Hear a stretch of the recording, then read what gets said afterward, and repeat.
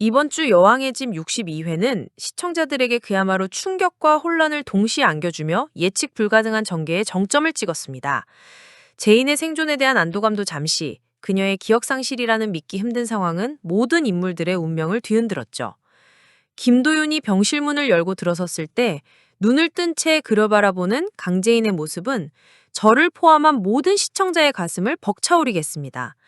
도윤이 기쁨에 겨워 제인을 끌어안는 모습은 이 드라마에서 찾아보기 힘든 애틋한 순간이었죠. 하지만 그 기쁨은 오래가지 못했습니다. 제인이 도윤을 알아보지 못하고 2018년 1월 이전의 기억만을 가지고 있다는 사실이 밝혀졌을 때 저는 너무나 안타까웠습니다.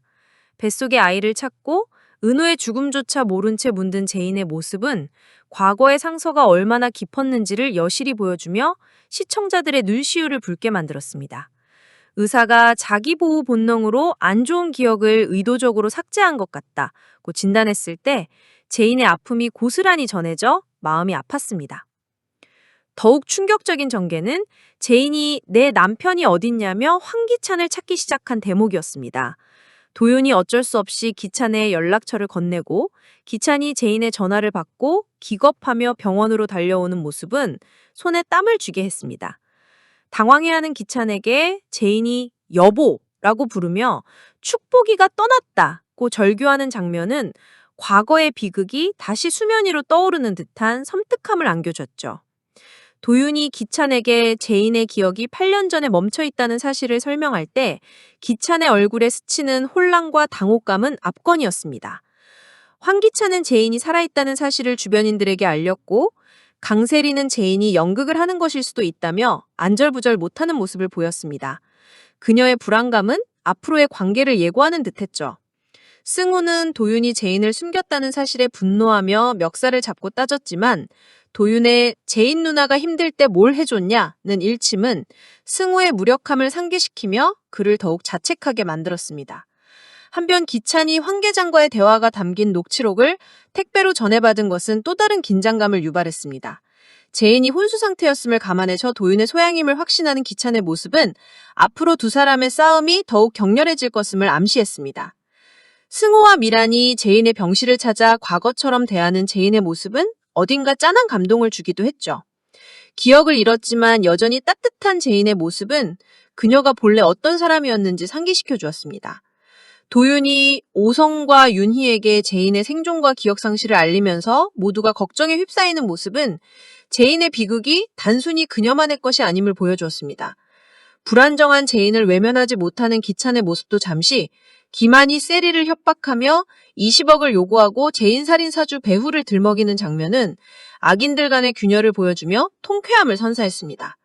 결국 황기찬은 가족들을 모아놓고 제인이 살아있다고 알리며 녹취록 범인을 찾는다는 명목으로 제인을 인질 삼아 집으로 들이는 파격적인 결정을 내렸습니다. 이로써 제인은 황기찬의 성에 발을 들이게 되었고 진정한 복수극의 무대가 마련된 셈이죠. 63회 예고는 또 한 번 제 예상을 뛰어넘는 충격적인 전개를 예고하며 저를 전율케 했습니다. 기억상실에 걸린 제인을 속이기 위해 황기찬과 그의 가족들이 갖은 거짓말과 속임수를 쓰는 모습이 예고되었죠. 황기찬은 심지어 이혼 사실과 세리와의 재혼을 숨기고 지호가 사실은 제인의 아이라고 거짓말까지 할 것이라고 합니다. 뭐? 지호가 제인 아이라고? 이 말에 저는 할 말을 잃었습니다. 이런 거짓된 행복 속에서 강세리는 부부처럼 지내는 기찬과 제인을 보며 분노가 한계에 다다를 것으로 보입니다. 제 뇌피셜은 이렇습니다. 62회에서 드러난 제인의 기억상실은 철저하게 계산된 그녀의 연극이라고 확신합니다. 제인은 황기찬의 성에 들어가야 할 결정적인 이유가 있었고 기억상실은 그 집에 침투하기 위한 가장 완벽한 명분이 된 것이죠. 여왕의 집이라는 드라마 제목처럼 그 집 어딘가에 강 회장이 숨겨둔 엄청난 비밀이나 황기찬의 모든 비리를 밝힐 결정적인 증거가 숨겨져 있을 것이 분명합니다. 제인은 황기찬이 자신을 인질로 잡았다고 착각하는 동안 기억상실 연기 뒤에 숨어 집안의 모든 곳을 뒤지며 진실을 파헤칠 것입니다. 황기찬이 보낸 녹취록의 발신인이 오윤이라고 생각하지만 사실 그것 또한 제인이 직접 보냈거나 혹은 도윤과 제인이 함께 꾸민 함정일 가능성이 높습니다. 황기찬이 범인을 찾으려 할수록 스스로 함정에 빠져들게 될 테니까요. 강세리의 분노는 극에 달할 것입니다.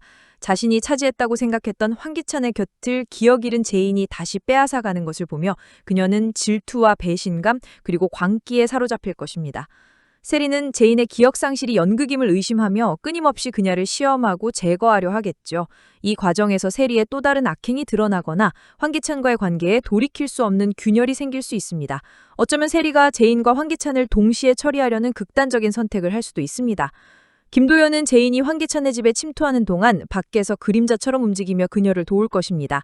그는 황기찬과 세리의 움직임을 감시하고 제인에게 필요한 정보를 은밀히 전달하며 그녀의 복수를 지원하겠죠.